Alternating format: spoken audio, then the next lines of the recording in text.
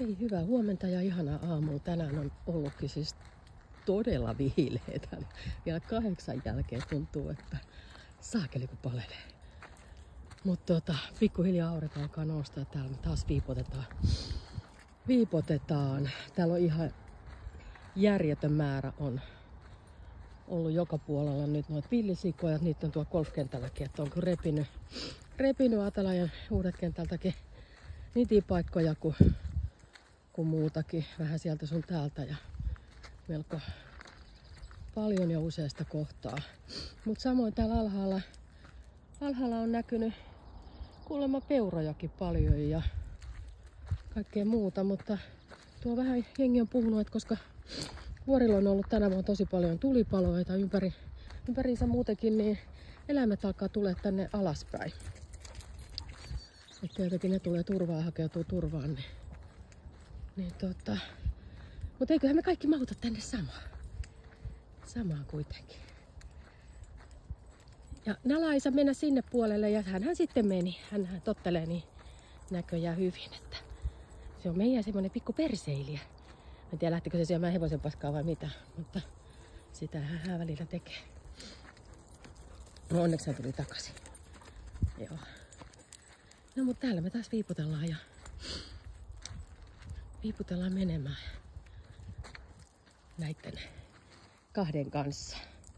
Niin mä luulen, että Mimosa ei olisi aina ihan pistäisi pahitteeksi, vaikka tuo isompi välillä katoisikin vähän jonnekin. Että se on vähän sellainen tytteli.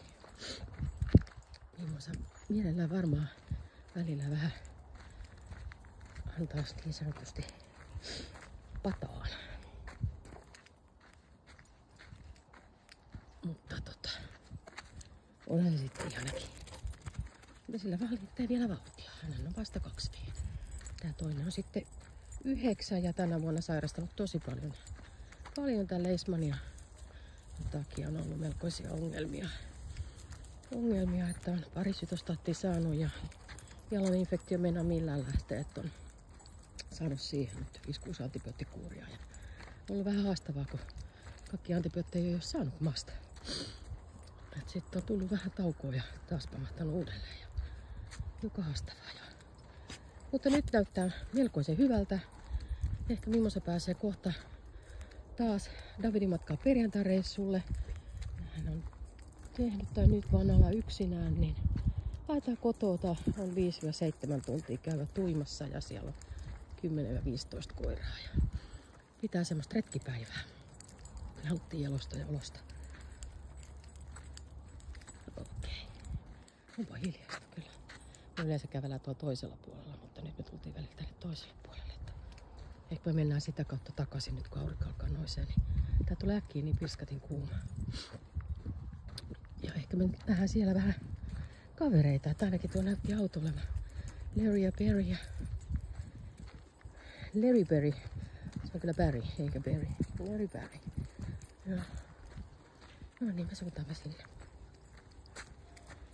sinne tästä. Ehkä kivikkojen läpi.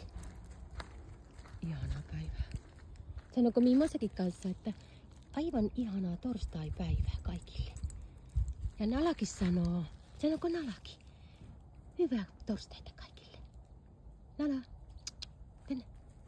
Tule. Hyvä. Siihen niin. Kyllä on niin pieni pusu. Sä oot kyllä semmonen halipusu tyttö. Hyvä. No niin, nyt mennään. Hei hei.